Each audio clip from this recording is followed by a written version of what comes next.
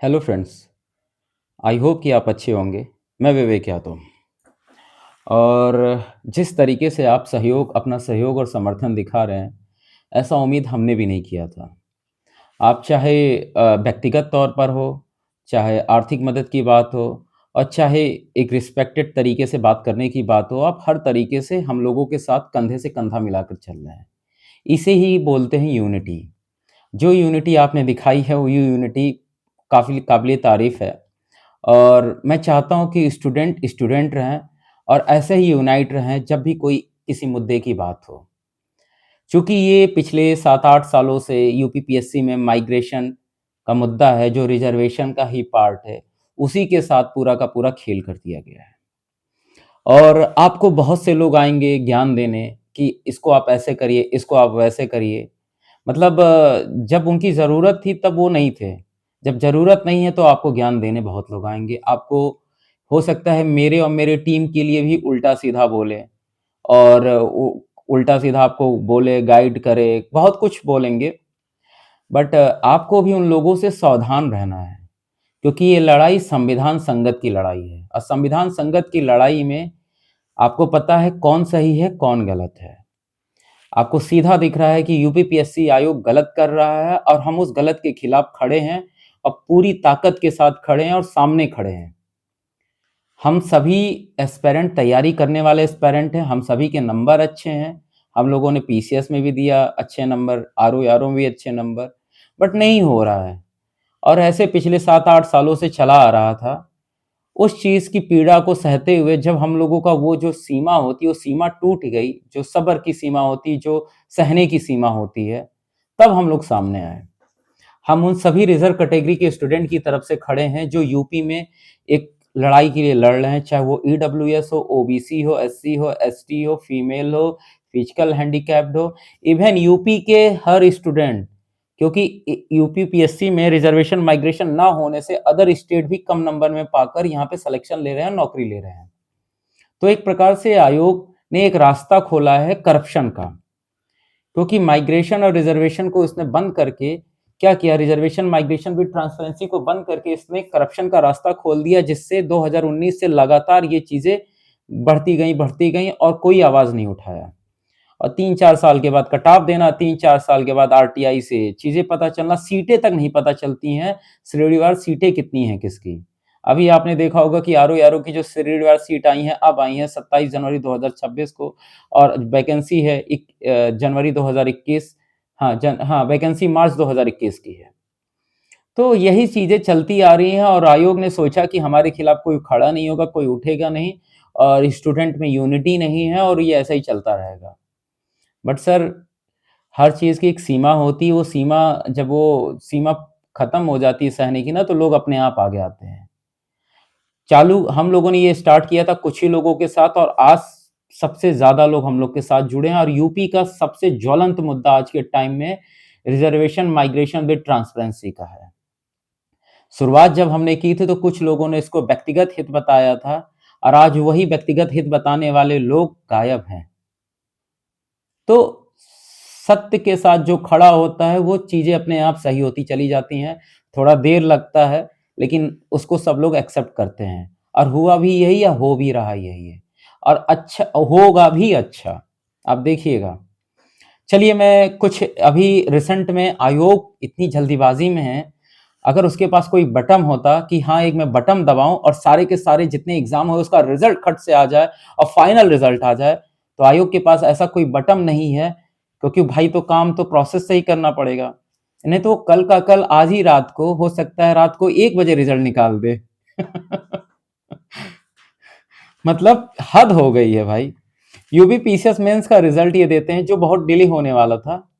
और बहुत लोग टीचर लोग ज्ञान दे रहे थे कि कॉपी बहुत अच्छे से चेक हो रही है, एक कॉपी पे 5-5 लोग लगे हैं और एक एक कॉपी 5 टीचर चेक कर, मतलब 5 कॉपी एक टीचर चेक कर रहा है, ऐसे हो रहा है, वैसे हो रहा है। मतलब इतना ज्ञान दिए आपको, इतना ज्ञान दिए कि आपको लगा होगा कि बहुत अच्छे से चेक हो रही है, इस बार तो सिलेक्शन हो ही जाएगा। और रिजल्ट आता है, होता क्या है, यूपीपीसीएस 2024 का मेंस का रिजल्ट वही होता है जो हमेशा होता आ रहा है। जो कम नंबर वाले हैं वो सेलेक्ट हो रहे हैं, जो ज़्यादा नंबर वाले हैं वो नहीं सेलेक्ट हो। मेरे खुद के जो दोस्त हैं यूपीएससी का मेंस लिखते हैं, 4-4 बार मेंस लिखे हैं, उनका सिलेक्शन नहीं हो रहा है यूपी पीसीएस में। यूपीएससी में उनको इंटरव्यू कॉल आता है, यहाँ कॉल तक नहीं आ रहा है। बस फ़र्क इतना है कि कोई उन्होंने कहीं ईडब्ल्यूएस मेंशन कर दिया, कहीं ओबीसी मेंशन कर दिया है और कहीं एससी एसटी मेंशन कर दिया है। और ये फीमेल हो चाहे पीएच हो। प्रीलिम्स में तो खेल करते थे, मेंस में भी ये खेल तो चल ही रहा था। लोगों को यही नहीं पता था कि आयोग ने क्या किया है और इसी वजह से जो बहुत से डिज़र्विंग कैंडिडेट हैं, उनका सिलेक्शन नहीं हो पा रहा है। ये बात मैं उसी दिन से बोल रहा हूँ 15 दिसंबर को जब मैंने आयोग के सामने प्रोटेस्ट किया था, जब हम और हमारी टीम ने। तब लोगों को ये बहुत छोटा मुद्दा लगा। लेकिन आज आप सबको पता है कि इसी मुद्दे की वजह से सबसे ज़्यादा स्टूडेंट का लॉस हो रहा है। और सोचिए कि इतनी जल्दीबाज़ी है कि थोड़ा इंतज़ार नहीं किया जा रहा है। तुरंत का तुरंत इंटरव्यू का भी डेट दे दिया गया 10 दिन के अंदर। इतनी जल्दीबाज़ी है। 1 दिन भी वेट नहीं किया जा रहा है।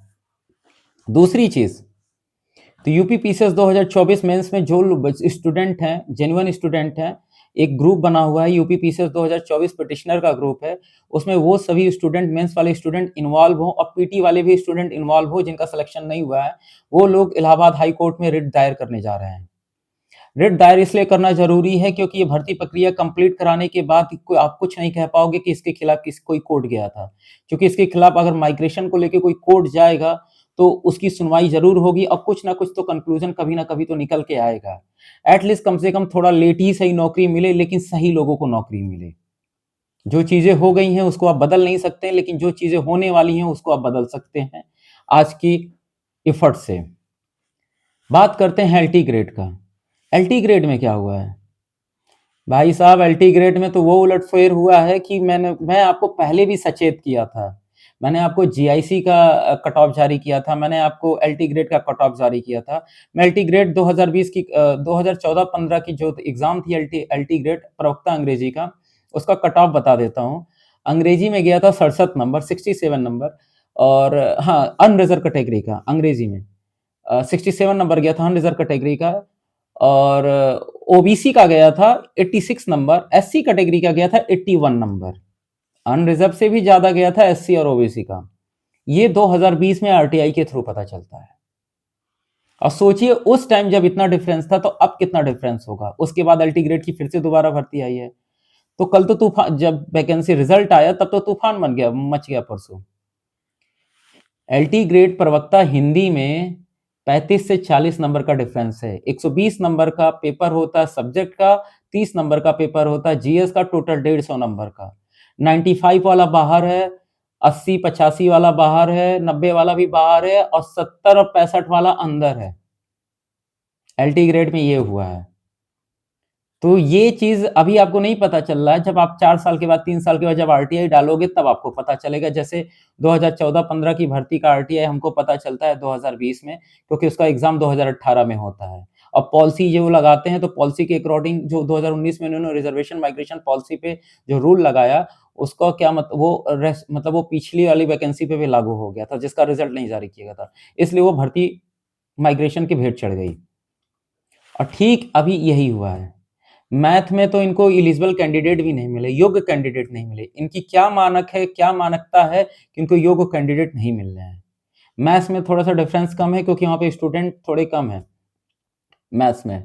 लेकिन हिंदी में बहुत बड़ा डिफरेंस है और अब जितने मानविकी विषय हैं एलटी ग्रेड की, सभी में आप डिफरेंस बहुत बड़ा-बड़ा देखेंगे। क्योंकि जीआईसी में भी आप देखेंगे कि नागरिक शास्त्र का पेपर हो या गणित का पेपर हो, 33-33, 40-40 नंबर का डिफरेंस है।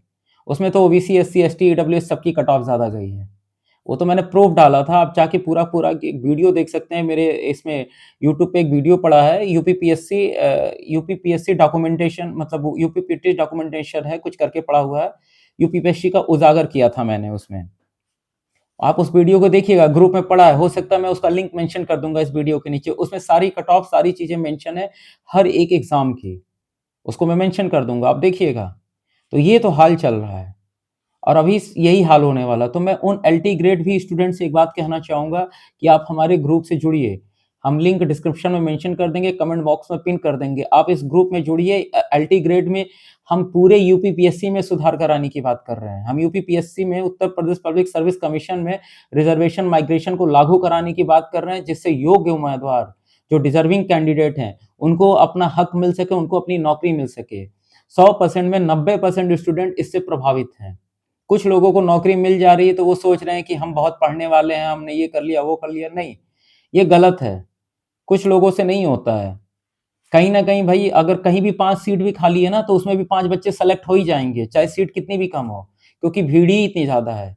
वो तो आयोग को तो लेना ही है, लेकिन गलत तरीके से नहीं लेने देंगे। तो मैं आपसे एक निवेदन करूँगा कि एलटी ग्रेड में भी जो मामला चल रहा है, आप इसको कोर्ट में केस ज़रूर करिए। कोर्ट में केस करिए, क्योंकि अभी प्रीलिम्स हुआ है, फिर मेंस होना है। कोर्ट में केस करेंगे, ये फँसेंगे। और ऑलरेडी हम डॉक्टर के.एस. चौहान के साथ अगला कदम बढ़ा चुके हैं। अब उनके साथ मैंने सारी रणनीति तय कर लिया है और हमारी कोर टीम कंटिन्यू उनसे बात कर रही है और लगी हुई है। हम लोगों ने हर चीज़ प्रिपेयर कर लिया है। जो भी चीज़ें होंगी ग्रुप में बताई जाएँगी, लेकिन ग्रुप में तब बताई जाएँगी जब चीज़ें हो जाएँगी। क्योंकि हमारे अपोज़ में बहुत लोग खड़े हैं और बहुत लोग हमारा अपोज़ करना चाहते हैं।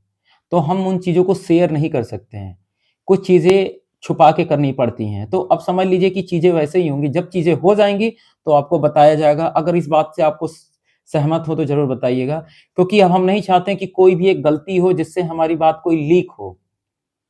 हम अगला कदम क्या करेंगे, क्या नहीं करेंगे ये नहीं बताएँगे। जब वो हो जाएगा तो बताया जाएगा। बाकी मैं आपको श्योरिटी के साथ कह रहा हूँ कि ग्रुप में हम लोग पूरी ताकत के साथ लगे हैं और इस लड़ाई को जब तक जीतेंगे नहीं तब तक पीछे नहीं हटेंगे। क्योंकि सुप्रीम कोर्ट का वर्डिक्ट है यार, उससे बड़ा वर्डिक्ट क्या हो सकता है? संविधान से बड़ा क्या हो सकता है? आयोग बहुत बड़ा बन गया है अपने आप को, क्योंकि उसको कहीं न कहीं किसी न किसी तरीके से संरक्षण मिल ही रहा होगा, तभी वो इस तरीके से चीज़ें कर रहा है। लेकिन हम भी स्टूडेंट हैं, हम भी पढ़े-लिखे स्टूडेंट हैं, कई बार मेंस दिए हैं, हमारे साथ कई भाई-बहनों ने मेंस दिया है, कई स्टूडेंट ने मेंस दिया है। तो वो अपने अधिकारों को जानते हैं, तो इस लड़ाई में हम पूरी ताकत से लड़ेंगे। अब आ जाते हैं यूपी पीसीएस 2025 के। कई लोग मुझसे क्वेश्चन कर रहे थे कि सर इस पे भी कुछ बता दीजिए। आरओ 2023 में जो चीज़ें होंगी वही यूपी पीसीएस 2025 में भी होगा। बस आप इतना समझ लीजिए और वो इसी चीज़ को हम कर रहे हैं। आरओ 2023 भी मेरी प्राथमिकता है, यूपी पीसीएस 2025 भी मेरी प्राथमिकता है। अब इसमें जो हम कर रहे हैं वो हम अपने तरीके से कर रहे हैं। हम इसको किसी को भी बता नहीं सकते हम क्या करने जा रहे हैं। हाँ, आप इतना कर सकते हैं कि ग्रुप में जुड़े रहिए, ग्रुप में जो भी अपडेट होगा उसमें बताया जाएगा और जो भी अपडेट होगा बताया जाएगा। और हाँ, एक चीज़ और है, हम इस टाइम क्राउड फंडिंग कर रहे हैं। क्राउड फंडिंग इसलिए कर रहे हैं क्योंकि आपने देखा होगा इस 8 सालों में किसी यूट्यूब एजुकेटर ने हमारा साथ नहीं दिया। 8 सालों में किसी यूट्यूब एजुकेटर ने ये मुद्दा नहीं उठाया, लेकिन हमने पिछले साल उठाया और उठाने के बाद आज भी देखिए वो कोई नहीं साथ दे रहा है। कोई सिंगल यूट्यूब एजुकेटर खड़ा नहीं है हम लोग के साथ। जो बड़े-बड़े अपने आप को बड़े-बड़े चैनल कहते हैं कि हम आपके लिए ये कर रहे हैं, हम आपके लिए वो कर रहे हैं और आप चिंता मत करिए। मैं खुल के कुछ चैनलों का नाम तो नहीं अब ले सकता हूँ, क्योंकि मुझ पे कुछ बंदिशें लगा दी गई हैं और मुझे एक बैलेंस अप्रोच के साथ चलना पड़ेगा। ऐसा नहीं है कि मैं उन लोगों से डर गया हूँ, डरा-वरा कुछ नहीं हूँ। रीज़न ये है कि कल को मेरे ऊपर कोई कुछ कह ना सके, कुछ कमेंट ना कर सके, कोई कुछ बोल ना सके। मुझे इस वजह से थोड़ा-सा बैलेंस होके चलना पड़ेगा। लेकिन आप स्वतंत्र हो। आप स्वतंत्र हो और आप स्वतंत्र होके उनके खिलाफ बोल सकते हो। मुझे बताने की ज़रूरत नहीं है कि वो यूट्यूब चैनल कौन है। हाँ, लेकिन एक चैनल तो मैं खुलकर नाम ले सकता हूँ, उसका नाम है स्टडी फॉर सिविल सर्विसेज़। क्योंकि इनका नाम लेने में मुझे इसलिए नहीं दुःख है, क्योंकि इन्होंने बहुत उल्टा-सीधा कमेंट किया, बहुत उल्टा-सीधा ये बोलते हैं। और ये भाई ये ऐसे अपने आप को एजुकेट टीचर बोलते हैं। एक दिन पहले बोलते हैं हाँ, होना चाहिए, दूसरे दिन बोलते हैं नहीं होना चाहिए, नहीं होना चाहिए। ये क्या पढ़ाई किए होंगे ये? हमको तो समझ ही नहीं आता। पता नहीं कभी एग्ज़ाम निकाले हैं कि नहीं निकाले हैं, पता नहीं, जो भी हो। क्या ही करना है मुझे उन लोगों से? मुझे किसी दूसरे से इन्वॉल्व होके किसी दूसरे को जवाब नहीं देना है। लेकिन जब कोई मेरे बारे में उल्टा-सीधा बोलेगा तो मैं जवाब देने के लिए तैयार हूँ। दूसरी चीज़, यूपीपीएससी की में पूरे के पूरे यूपीपीएससी में रिज़र्वेशन माइग्रेशन विद ट्रांसपेरेंसी के लिए लड़ाई लड़ रहे हैं। चाहे यूपीपीएससी का असिस्टेंट इंजीनियर हो, चाहे यूपीपीएससी का एग्रीकल्चर हो, चाहे चाहे आरओ, यूपीपीसीएस हो, एलटी ग्रेड हो, जीआईसी हो, जितने भी यूपीपीएससी के एग्ज़ाम होते हैं, आयुर्वेदिक, अंग्रेजी आयुर्वेदिक हो, चाहे वो क्या बोलते हैं होम्योपैथिक हो, जितने भी एग्ज़ाम हो, उन सभी एग्ज़ाम के लिए लड़ाई लड़ रहे हैं। हम पूरे स्टूडेंट की लड़ाई के लिए आगे आए हैं। तो आप लोग अपना सहयोग और समर्थन दिखाइए, ज़्यादा से ज़्यादा अपना कंट्रीब्यूशन करिए, क्राउड फंडिंग करिए, क्योंकि ये लड़ाई अकेले दम पे नहीं जीती जा सकती, क्योंकि डॉक्टर के एस चौहान की फीस ज़्यादा है। मैंने लास्ट वीडियो में बता रखा है। मैं बार-बार उनका फीस का ज़िक्र नहीं कर सकता, क्योंकि वो सब पॉलिसी के अगेंस्ट होता है। बस आप इतना जान आपको अगर पता करना है तो आप जाके पता कर लीजिए उनकी फीस कितनी है।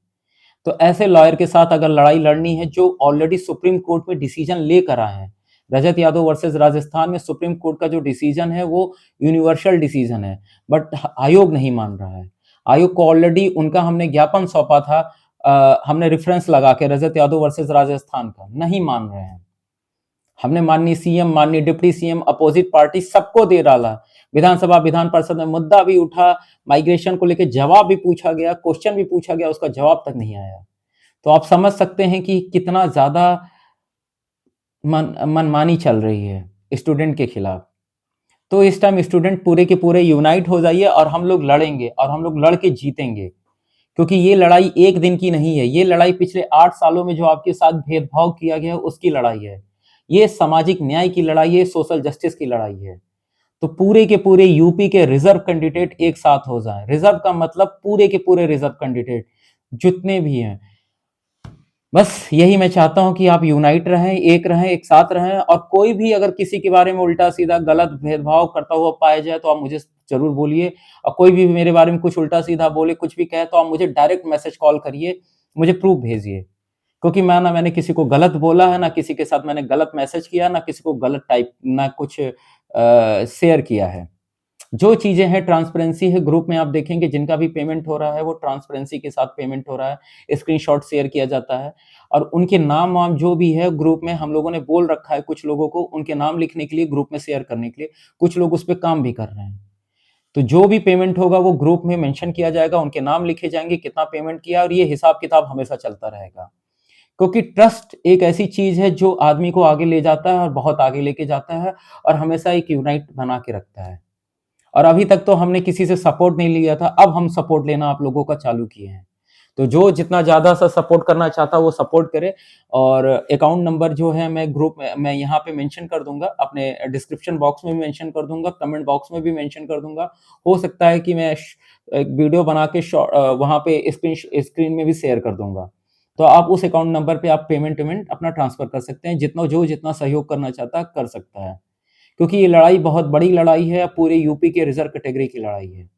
तो आप लोग ज़्यादा से ज़्यादा सहयोग करिए और आगे आइए। बाकी हम लोग पीछे नहीं हटने वाले हैं जब तक जीत नहीं जाते हैं, और ये लड़ाई तब तक जारी रहेगी जब तक हमारे पक्ष में रिज़ल्ट नहीं आ जाता। उम्मीद करता हूँ कि आप लोग साथ आएँगे, साथ देंगे, और एक बात और, इस चैनल को ज़्यादा से ज़्यादा सब्सक्राइब करिए और शेयर करिए, और मेरे वीडियो को भी शेयर करिए, क्योंकि लोगों को पता होना चाहिए कि एक मुखर आवाज़ है। जब पूरी की पूरी यूट्यूब एजुकेटर शांत बैठे थे, तब एक मुखर आवाज़ पूरे के पूरे इस इंडस्ट्री, पूरे यूट्यूब इंडस्ट्री जो बिज़नेस चल रही है उसके आयोग के खिलाफ एक मुखर आवाज़ खड़ी थी, एक मुखर आवाज़ बोल रहा था। तो इसको ज़्यादा से ज़्यादा शेयर करिए, ज़्यादा से ज़्यादा सब्सक्राइब करिए, अगर कोई क्वेरी है तो कमेंट बॉक्स करिए, और लिंक मैं डिस्क्रिप्शन में मेंशन कर दूँगा, उसको आप ज़रूर जॉइन करिए, और कमेंट बॉक्स में पिन कर दूँगा। और आप लोगों का सहयोग और समर्थन बना रहेगा। धन्यवाद।